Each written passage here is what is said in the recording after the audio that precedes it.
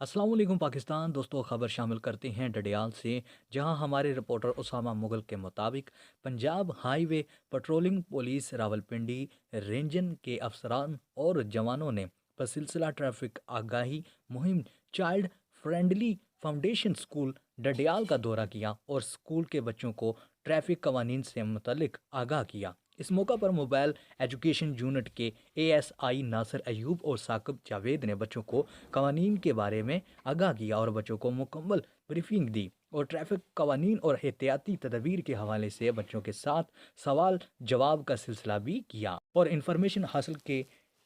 School के principal Malik Yasir Iqbal और school के स्टाफ ने बच्चों को पेट्रोलिंग पुलिस के अमला की जानिब से ट्रैफिक कवानीन और स्कूल के साथ शिफ्ट के लिए चलने वाली गाड़ियों में सफ़र के दौरान एहतियाती तदाबीर और दीगर अहम मालूमात बच्चों तक पहुँचाने पर पेट्रोलिंग पुलिस के अमला का शुक्रिया अदा किया। दोस्तों,